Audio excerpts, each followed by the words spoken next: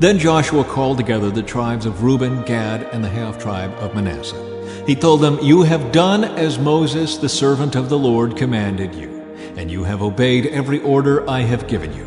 During all this time you have not deserted the other tribes. You have been careful to obey the commands of the Lord your God right up to the present day.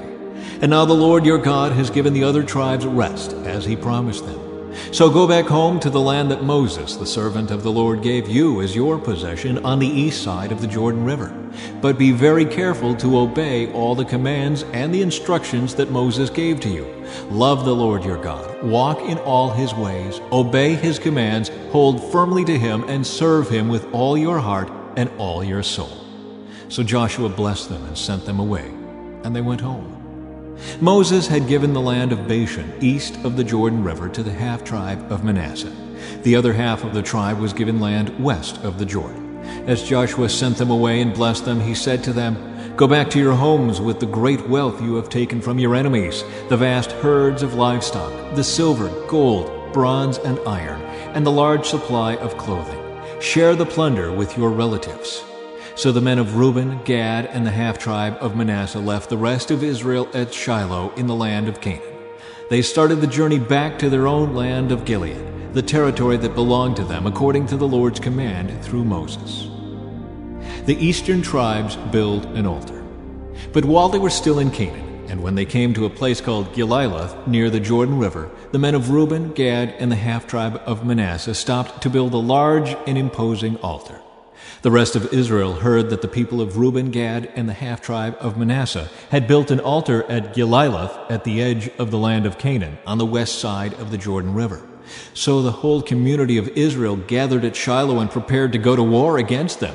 First, however, they sent a delegation led by Phinehas, son of Eleazar the priest, to talk with the tribes of Reuben, Gad, and the half-tribe of Manasseh. In this delegation were 10 leaders of Israel, one from each of the 10 tribes, and each the head of his family within the clans of Israel. When they arrived in the land of Gilead, they said to the tribes of Reuben, Gad, and the half-tribe of Manasseh, "The whole community of the Lord demands to know why you are betraying the God of Israel. How could you turn away from the Lord and build an altar for yourselves in rebellion against him? Was our sin at Peor not enough? To this day we are not fully cleansed of it, even after the plague that struck the entire community of the Lord. And yet today you are turning away from following the Lord. If you rebel against the Lord today, he will be angry with all of us tomorrow. If you need the altar because the land you possess is defiled, then join us in the Lord's land, where the tabernacle of the Lord is situated, and share our land with us. But do not rebel against the Lord or against us by building an altar other than the one true altar of the Lord our God." Didn't divine anger fall on the entire community of Israel when Achan, a member of the clan of Zerah, sinned by stealing the things set apart for the Lord? He was not the only one who died because of his sin. Then the people of Reuben, Gad, and the half-tribe of Manasseh answered the heads of the clans of Israel, "The Lord, the Mighty One, is God. The Lord, the Mighty One, is God. He knows the truth, and may Israel know it too. We have not built the altar in treacherous rebellion against the Lord. If we have done so, do not spare our lives this day. If we have built an altar for ourselves to turn away from the Lord, or to offer burnt offerings, or grain offerings, or peace offerings, may the Lord himself punish us. The truth is, we have built this altar because we fear that in the future your descendants will say to ours, 'What right do you have to worship the Lord, the God of Israel? The Lord has placed the Jordan River as a barrier between our people and you people of Reuben and Gad. You have no claim to the Lord, so your descendants may prevent our descendants from worshiping the Lord.' So we decided to build the altar, not for burnt offerings or sacrifices, but as a memorial. It will remind our descendants and your descendants that we too have the right to worship the Lord at his sanctuary with our burnt offerings, sacrifices, and peace offerings. Then your descendants will not be able to say to ours, 'You have no claim to the Lord.'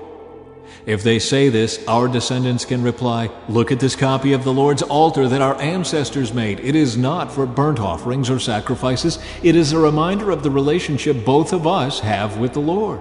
Far be it from us to rebel against the Lord or turn away from him by building our own altar for burnt offerings, grain offerings, or sacrifices. Only the altar of the Lord our God that stands in front of the tabernacle may be used for that purpose." When Phinehas the priest and the leaders of the community, the heads of the clans of Israel, heard this from the tribes of Reuben, Gad, and the half-tribe of Manasseh, they were satisfied. Phinehas, son of Eleazar the priest, replied to them, "Today we know the Lord is among us, because you have not committed this treachery against the Lord as we thought. Instead, you have rescued Israel from being destroyed by the hand of the Lord." Then Phinehas, son of Eleazar the priest, and the other leaders left the tribes of Reuben and Gad in Gilead and returned to the land of Canaan to tell the Israelites what had happened. And all the Israelites were satisfied and praised God and spoke no more of war against Reuben and Gad. The people of Reuben and Gad named the altar Witness, for they said, "It is a witness between us and them that the Lord is our God too." The years passed, and the Lord had given the people of Israel rest from all their enemies. Joshua, who was now very old, called together all the elders, leaders, judges, and officers of Israel. He said to them, "I am now a very old man. You have seen everything the Lord your God has done for you during my lifetime. The Lord your God has fought for you against your enemies.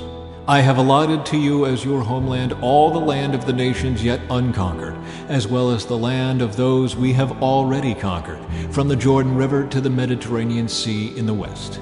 This land will be yours, for the Lord your God will himself drive out all the people living there now. You will take possession of their land just as the Lord your God promised you. So be very careful to follow everything Moses wrote in the book of instruction. Do not deviate from it, turning either to the right or to the left. Make sure you do not associate with the other people still remaining in the land. Do not even mention the names of their gods, much less swear by them or serve them or worship them. Rather, cling tightly to the Lord your God as you have done until now. For the Lord has driven out great and powerful nations for you, and no one has yet been able to defeat you. Each one of you will put to flight 1,000 of the enemy, for the Lord your God fights for you, just as he has promised. So be very careful to love the Lord your God. But if you turn away from him and cling to the customs of the survivors of these nations remaining among you, and if you intermarry with them, then know for certain that the Lord your God will no longer drive them out of your land. Instead, they will be a snare and a trap to you, a whip for your backs and thorny brambles in your eyes, and you will vanish from this good land the Lord your God has given you. Soon I will die, going the way of everything on earth.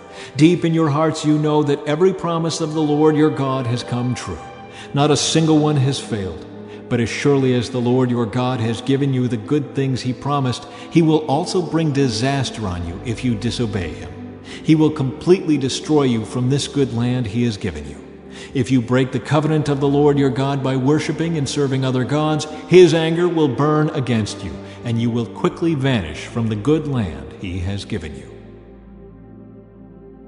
Then Joshua summoned all the tribes of Israel to Shechem, including their elders, leaders, judges, and officers. So they came and presented themselves to God. Joshua said to the people, "This is what the Lord, the God of Israel, says. Long ago your ancestors, including Terah, the father of Abraham and Nahor, lived beyond the Euphrates River, and they worshipped other gods. But I took your ancestor Abraham from the land beyond the Euphrates and led him into the land of Canaan. I gave him many descendants through his son Isaac. To Isaac I gave Jacob and Esau. To Esau I gave the mountains of Seir, while Jacob and his children went down into Egypt. Then I sent Moses and Aaron, and I brought terrible plagues on Egypt, and afterward I brought you out as a free people. But when your ancestors arrived at the Red Sea, the Egyptians chased after you with chariots and charioteers. When your ancestors cried out to the Lord, I put darkness between you and the Egyptians. I brought the sea crashing down on the Egyptians, drowning them. With your very own eyes you saw what I did. Then you lived in the wilderness for many years. Finally, I brought you into the land of the Amorites on the east side of the Jordan. They fought against you, but I destroyed them before you. I gave you victory over them, and you took possession of their land. Then Balak, son of Zippor, king of Moab, started a war against Israel. He summoned Balaam, son of Beor, to curse you, but I would not listen to him. Instead, I made Balaam bless you, and so I rescued you from Balak. When you crossed the Jordan River and came to Jericho, the men of Jericho fought against you. as did the Amorites, the Perizzites, the Canaanites, the Hittites, the Girgashites, the Hivites, and the Jebusites. But I gave you victory over them, and I sent terror ahead of you to drive out the 2 kings of the Amorites. It was not your swords or bows that brought you victory. I gave you land you had not worked on, and I gave you towns you did not build, the towns where you are now living. I gave you vineyards and olive groves for food, though you did not plant them. So fear the Lord and serve him wholeheartedly. Put away forever the idols your ancestors worshipped when they lived beyond the Euphrates River and in Egypt. Serve the Lord alone. But if you refuse to serve the Lord, then choose today whom you will serve. Would you prefer the gods your ancestors served beyond the Euphrates? Or will it be the gods of the Amorites in whose land you now live? But as for me and my family, we will serve the Lord." The people replied, "We would never abandon the Lord and serve other gods. For the Lord our God is the one who rescued us and our ancestors from slavery in the land of Egypt. He performed mighty miracles before our very eyes. As we traveled through the wilderness among our enemies, he preserved us. It was the Lord who drove out the Amorites and the other nations living here in the land. So we too will serve the Lord, for he alone is our God." Then Joshua warned the people, "You are not able to serve the Lord, for he is a holy and jealous God. He will not forgive your rebellion and your sins. If you abandon the Lord and serve other gods, he will turn against you and destroy you, even though he has been so good to you." But the people answered Joshua, "No, we will serve the Lord." "You are a witness to your own decision," Joshua said. "You have chosen to serve the Lord." "Yes," they replied, "we are witnesses to what we have said." "All right then," Joshua said, "destroy the idols among you and turn your hearts to the Lord, the God of Israel." The people said to Joshua, "We will serve the Lord our God. We will obey him alone." So Joshua made a covenant with the people that day at Shechem, committing them to follow the decrees and regulations of the Lord. Joshua recorded these things in the book of God's instructions. As a reminder of their agreement, he took a huge stone and rolled it beneath the terebinth tree beside the tabernacle of the Lord. Joshua said to all the people, "This stone has heard everything the Lord said to us. It will be a witness to testify against you if you go back on your word to God." Then Joshua sent all the people away to their own homelands. Leaders buried in the Promised Land. After this, Joshua son of Nun, the servant of the Lord, died at the age of 110. They buried him in the land he had been allocated, at Timnath-Serah, in the hill country of Ephraim, north of Mount Gaish. The people of Israel served the Lord throughout the lifetime of Joshua and of the elders who outlived him, those who had personally experienced all that the Lord had done for Israel. The bones of Joseph, which the Israelites had brought along with them when they left Egypt, were buried at Shechem, in the parcel of ground Jacob had bought from the sons of Hamor for 100 pieces of silver. This land was located in the territory allotted to the descendants of Joseph. Eleazar son of Aaron also died. He was buried in the hill country of Ephraim in the town of Gibeah, which had been given to his son Phinehas. After the death of Joshua, the people of Israel inquired of the Lord, "Who shall go up first for us against the Canaanites to fight against them?" The Lord said, "Judah shall go up. Behold, I have given the land into his hand." And Judah said to Simeon his brother, "Come up with me into the territory allotted to me, that we may fight against the Canaanites. And I likewise will go with you into the territory allotted to you." So Simeon went with him. Then Judah went up, and the Lord gave the Canaanites and the Perizzites into their hand, and they defeated 10,000 of them at Bezek. They found Adonai-Bezek at Bezek, and fought against him, and defeated the Canaanites and the Perizzites. Adonai-Bezek fled, but they pursued him, and caught him, and cut off his thumbs and his big toes. And Adonai-Bezek said, 70 kings with their thumbs and their big toes cut off used to pick up scraps under my table, as I have done. So God has repaid me. And they brought him to Jerusalem, and he died there. And the men of Judah fought against Jerusalem, and captured it, and struck it with the edge of the sword, and set the city on fire. And afterward the men of Judah went down to fight against the Canaanites who lived in the hill country, in the Negeb, and in the lowland.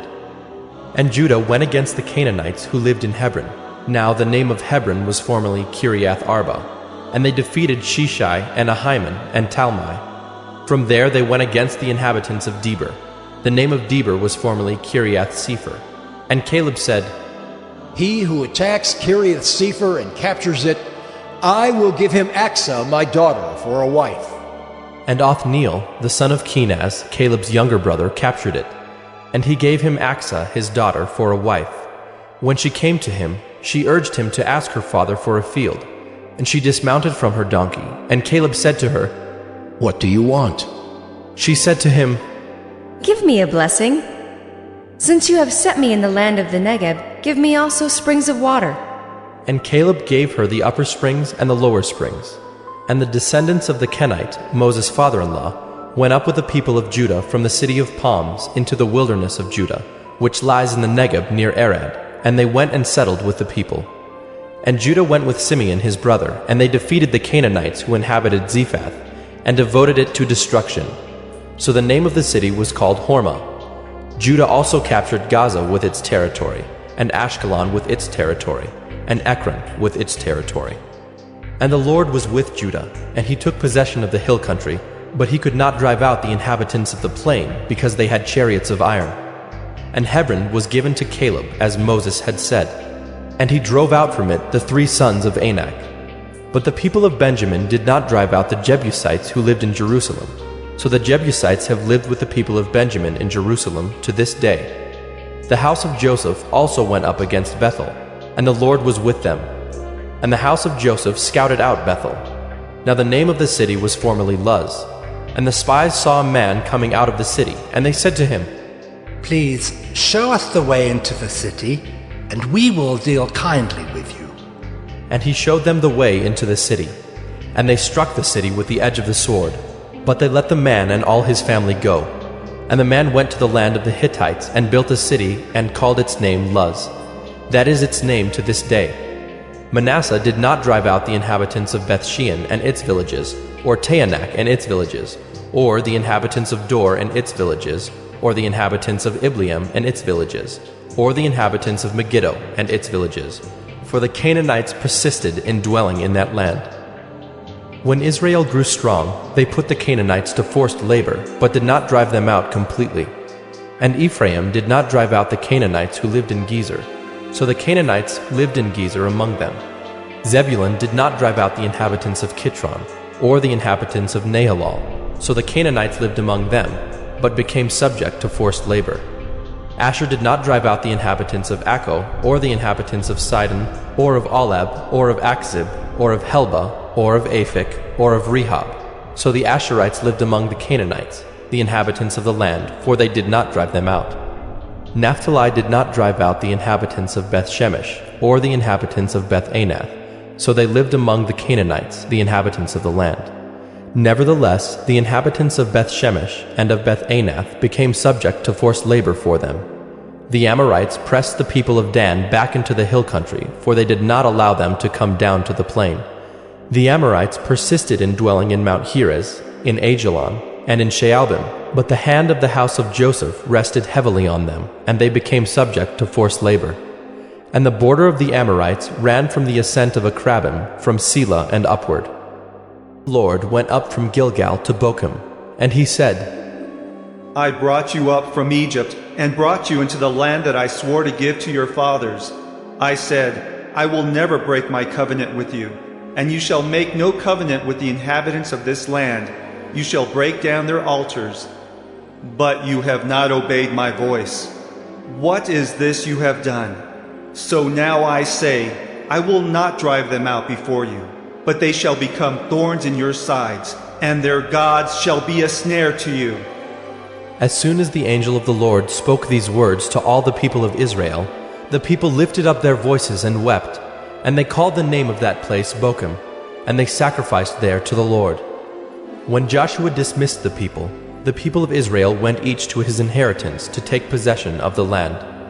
And the people served the Lord all the days of Joshua, and all the days of the elders who outlived Joshua, who had seen all the great work that the Lord had done for Israel. And Joshua, the son of Nun, the servant of the Lord, died at the age of 110 years. And they buried him within the boundaries of his inheritance in Timnath-Heres, in the hill country of Ephraim, north of the mountain of Gaash. And all that generation also were gathered to their fathers. And there arose another generation after them, who did not know the Lord or the work that he had done for Israel. And the people of Israel did what was evil in the sight of the Lord, and served the Baals. And they abandoned the Lord, the God of their fathers, who had brought them out of the land of Egypt. They went after other gods from among the gods of the peoples who were around them, and bowed down to them, and they provoked the Lord to anger. They abandoned the Lord, and served the Baals and the Ashtaroth. So the anger of the Lord was kindled against Israel, and he gave them over to plunderers who plundered them. And he sold them into the hand of their surrounding enemies, so that they could no longer withstand their enemies. Whenever they marched out, the hand of the Lord was against them for harm, as the Lord had warned, and as the Lord had sworn to them. And they were in terrible distress. Then the Lord raised up judges, who saved them out of the hand of those who plundered them. Yet they did not listen to their judges, for they whored after other gods and bowed down to them. They soon turned aside from the way in which their fathers had walked, who had obeyed the commandments of the Lord, and they did not do so. Whenever the Lord raised up judges for them, the Lord was with the judge, and he saved them from the hand of their enemies all the days of the judge. For the Lord was moved to pity by their groaning because of those who afflicted and oppressed them. But whenever the judge died, they turned back and were more corrupt than their fathers, going after other gods, serving them and bowing down to them. They did not drop any of their practices or their stubborn ways. So the anger of the Lord was kindled against Israel. And he said, Because this people has transgressed my covenant that I commanded their fathers and have not obeyed my voice, I will no longer drive out before them any of the nations that Joshua left when he died, in order to test Israel by them, whether they will take care to walk in the way of the Lord as their fathers did or not. So the Lord left those nations, not driving them out quickly, and he did not give them into the hand of Joshua. That is, all in Israel who had not experienced all the wars in Canaan. It was only in order that the generations of the people of Israel might know war, to teach war to those who had not known it before. These are the nations, the 5 lords of the Philistines, and all the Canaanites, and the Sidonians and the Hivites who lived on Mount Lebanon, from Mount Baal Hermon as far as Lebo Hamath. They were for the testing of Israel, to know whether Israel would obey the commandments of the Lord, which he commanded their fathers by the hand of Moses. So the people of Israel lived among the Canaanites, the Hittites, the Amorites, the Perizzites, the Hivites, and the Jebusites. And their daughters they took to themselves for wives, and their own daughters they gave to their sons, and they served their gods. And the people of Israel did what was evil in the sight of the Lord. They forgot the Lord their God, and served the Baals and the Ashtaroth. Therefore the anger of the Lord was kindled against Israel, and he sold them into the hand of Cushan-Rishathaim, king of Mesopotamia. And the people of Israel served Cushan-Rishathaim 8 years. But when the people of Israel cried out to the Lord raised up a deliverer for the people of Israel, who saved them, Othniel the son of Kenaz, Caleb's younger brother. The Spirit of the Lord was upon him, and he judged Israel. He went out to war, and the Lord gave Cushan-Rishathaim, king of Mesopotamia, into his hand. And his hand prevailed over Cushan-Rishathaim. So the land had rest 40 years. Then Othniel the son of Kenaz died, and the people of Israel again did what was evil in the sight of the Lord. And the Lord strengthened Eglon, the king of Moab, against Israel, because they had done what was evil in the sight of the Lord. He gathered to himself the Ammonites and the Amalekites, and went and defeated Israel, and they took possession of the city of palms. And the people of Israel served Eglon the king of Moab 18 years. Then the people of Israel cried out to the Lord, and the Lord raised up for them a deliverer, Ehud, the son of Gera, the Benjaminite, a left-handed man. The people of Israel sent tribute by him to Eglon the king of Moab. And Ehud made for himself a sword with 2 edges, a cubit in length, and he bound it on his right thigh under his clothes. And he presented the tribute to Eglon king of Moab. Now Eglon was a very fat man, and when Ehud had finished presenting the tribute, he sent away the people who carried the tribute. But he himself turned back at the idols near Gilgal and said, I have a secret message for you, O king. And he commanded, Silence! and all his attendants went out from his presence. And Ehud came to him as he was sitting alone in his cool roof chamber. And Ehud said, I have a message from God for you. And he arose from his seat. And Ehud reached with his left hand, took the sword from his right thigh, and thrust it into his belly. And the hilt also went in after the blade, and the fat closed over the blade, for he did not pull the sword out of his belly. And the dung came out. Then Ehud went out into the porch, and closed the doors of the roof chamber behind him, and locked them. When he had gone, the servants came, and when they saw that the doors of the roof chamber were locked, they thought, Surely he is relieving himself in the closet of the cool chamber. and they waited till they were embarrassed. But when he still did not open the doors of the roof chamber, they took the key and opened them, and there lay their lord dead on the floor. Ehud escaped while they delayed, and he passed beyond the idols and escaped to Seirah. When he arrived, he sounded the trumpet in the hill country of Ephraim. Then the people of Israel went down with him from the hill country, and he was their leader. And he said to them, Follow after me, for the Lord has given your enemies, the Moabites, into your hand. So they went down after him and seized the fords of the Jordan against the Moabites, and did not allow anyone to pass over. And they killed at that time about 10,000 of the Moabites, all strong, able-bodied men. Not a man escaped. So Moab was subdued that day under the hand of Israel, and the land had rest for 80 years. After him was Shamgar the son of Anath, who killed 600 of the Philistines with an ox goad, and he also saved Israel. Israel again did what was evil in the sight of the Lord after Ehud died. And the Lord sold them into the hand of Jabin, king of Canaan, who reigned in Hazor. The commander of his army was Sisera, who lived in Harosheth Hagoyim. Then the people of Israel cried out to the Lord for help, for he had 900 chariots of iron, and he oppressed the people of Israel cruelly for 20 years. Now Deborah, a prophetess, the wife of Lapidoth, was judging Israel at that time. She used to sit under the palm of Deborah between Ramah and Bethel, in the hill country of Ephraim. And the people of Israel came up to her for judgment. She sent and summoned Barak, the son of Abinoam, from Kedesh Naphtali, and said to him, Has not the Lord, the God of Israel, commanded you? Go, gather your men at Mount Tabor, taking 10,000 from the people of Naphtali and the people of Zebulun. And I will draw out Sisera, the general of Jabin's army, to meet you by the river Kishon with his chariots and his troops, and I will give him into your hand. Barak said to her, If you will go with me, I will go. But if you will not go with me, I will not go. And she said, I will surely go with you. Nevertheless, the road on which you are going will not lead to your glory, for the Lord will sell Sisera into the hand of a woman. Then Deborah arose and went with Barak to Kedesh. And Barak called out Zebulun and Naphtali to Kedesh. And 10,000 men went up at his heels, and Deborah went up with him. Now Heber the Kenite had separated from the Kenites, the descendants of Hobab, the father-in-law of Moses, and had pitched his tent as far away as the oak in Zaanannim, which is near Kedesh. When Sisera was told that Barak the son of Abinoam had gone up to Mount Tabor, Sisera called out all his chariots, 900 chariots of iron, and all the men who were with him, from Harosheth Hagoyim to the river Kishon. And Deborah said to Barak, Up, for this is the day in which the Lord has given Sisera into your hand. Does not the Lord go out before you? So Barak went down from Mount Tabor with 10,000 men following him. And the Lord routed Sisera and all his chariots and all his army before Barak by the edge of the sword. And Sisera got down from his chariot and fled away on foot. And Barak pursued the chariots and the army to Harosheth Hagoyim, and all the army of Sisera fell by the edge of the sword. Not a man was left.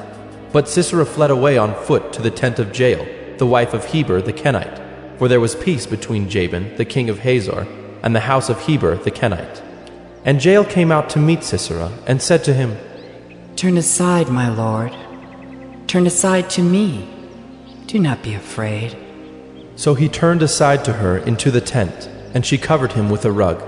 And he said to her, Please, give me a little water to drink, for I am thirsty."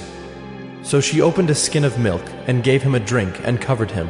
And he said to her, "Stand at the opening of the tent, and if any man comes and asks you, 'Is anyone here?' say, 'No.'" But Jael, the wife of Heber, took a tent peg and took a hammer in her hand. Then she went softly to him and drove the peg into his temple until it went down into the ground while he was lying fast asleep from weariness. So he died. And behold, as Barak was pursuing Sisera, Jael went out to meet him and said to him, "Come, and I will show you the man whom you are seeking." So he went into her tent, and there lay Sisera dead with a tent peg in his temple. So on that day God subdued Jabin, the king of Canaan, before the people of Israel. And the hand of the people of Israel pressed harder and harder against Jabin, the king of Canaan, until they destroyed Jabin, king of Canaan.